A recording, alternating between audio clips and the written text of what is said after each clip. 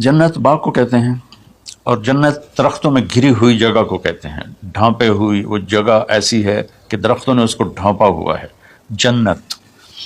جنہ ڈھال کو کہتے ہیں، جس کے جو آدمی کو ڈھانپ لیتی ہے۔ تو اللہ تعالیٰ فرما رہا ہے میں نے وہ جنت بنائی ہے تمہارے لیے، اور آگے ایک چھوٹی سی نعمت کا ذکر کیا ہے۔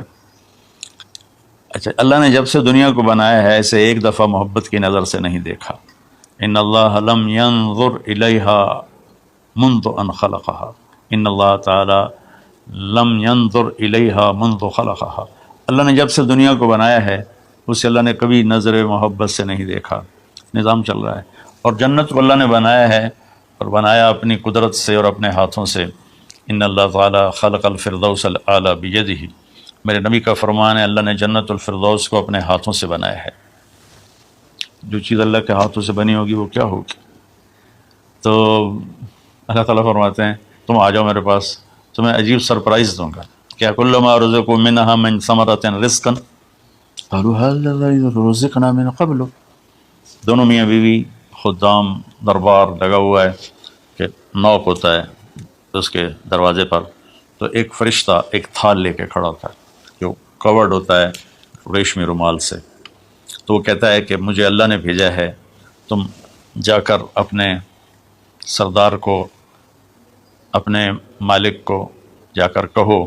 کہ ایک فرشتہ اللہ نے بھیجا ہے، اور وہ اندر آنے کی اجازت چاہتا ہے۔ اللہ کا بھیجا ہوا بھی پوچھ کے اندر آئے گا، اتنی عزت اللہ بڑھا دے گا۔ تو وہ کہے گا آ جائے، جب اندر آئے گا تو دونوں میاں بیوی کے سامنے ایک تھال، وہی تھال آگے رکھے گا، کہے گا حضور مجھے اللہ نے آپ کی خدمت میں یہ تحفہ دے کر بھیجا ہے کہ آپ اس سے مزہ لیں۔ جب وہ ایسے اس رومال اٹھائے گا تو اس میں پھل ہوگا، وہ پھل اس کی جنت کے پھل کی تصویر ہوگا، مشابہ ہوگا۔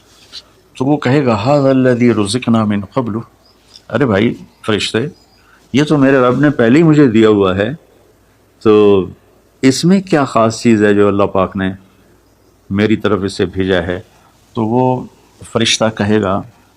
میرے اللہ فرماتے ہیں کہ آپ ایک بائٹ لے لیں، ایک لقمہ لے لیں، آپ کو پتہ چلے گا کہ ہم نے آپ کے لیے کیا بھیجا ہے۔ اب میرے بھائی بہنوں غور سے سننا، انسان کھانے کا مزہ لیتا ہے، زندگی کا مزہ لیتا ہے، نعمتوں کا مزہ لیتا ہے، یہ چیزیں نہ ہوں تو مرنے کی تمنا کرتا ہے۔ تو کھانے کی بھی ایک لمٹ ہے، اس کے بعد آدمی کھا ہی نہیں سکتا، اور پینے کی بھی ایک لمٹ ہے، اس کے بعد آدمی پی نہیں سکتا ہے،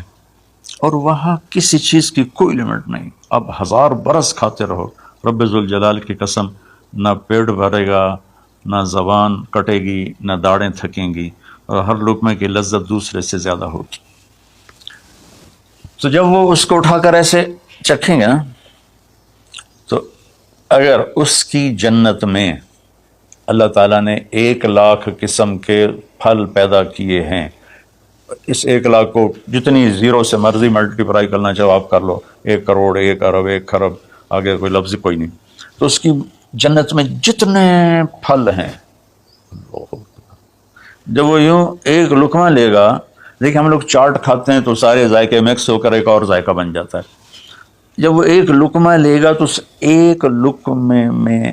اس کی جنت کے جتنے پھل ہیں 1,00,000، 10,00,000، 10,00,000 پھلوں کا ذائقہ اس ایک لقمے میں اللہ اسے عطا فرمائے گا۔ تو جو وہ کہہ رہے تھے ھذا الذی رزقنا من قبل، یہ تو ہم نے پہلے بھی کھایا تھا، تو اب اللہ کی طرف سے جواب آئے گا وہ اتوا بہ متشابہا، میرے بندے تجھے سرپرائز دینے کے لیے میں نے یہ کیا تھا۔ جیسے ہم اپنے دوستوں کو اچھا گفٹ دیتے ہیں تو ایک سرپرائز دیتے ہیں، تو اللہ تعالیٰ سرپرائز دے گا اتوا بہ متشابہا، میرے بندے یہ تو نے پہلی دفعہ کھایا ہے، اس سے پہلے جو تم نے کھایا تھا وہ اس کی مشابہ تھا، یہ نہیں تھا۔ تو اچانک جب ایک ذائقہ بھی عجیب ملے اور شکل وہی ہو اور ذائقہ اور ہو، اس کی بھی لذت الگ ہے، تو اللہ تعالیٰ فرماتا ہے میرا بندہ کھا، اس کھانے میں کوئی وقت کی قید نہیں، مقدار کی قید نہیں، جتنا کھاتے جاؤ گے اللہ تمہیں کھلائے گا، پیشاب نہیں آئے گا، پخانہ نہیں آئے گا،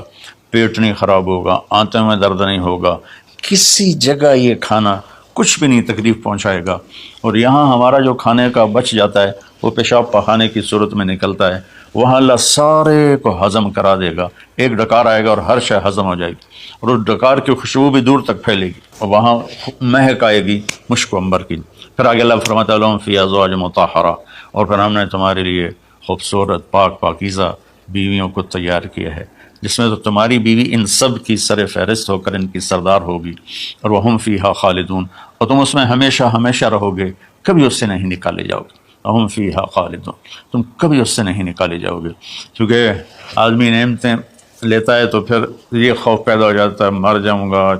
کہیں چھن نہ جائیں، کہیں زوال نہ آئے، وہاں اللہ ان دونوں چیزوں کو ہٹا دے گا۔ تو اس کی بنیاد کیا ہے؟ ایمان اور عمل۔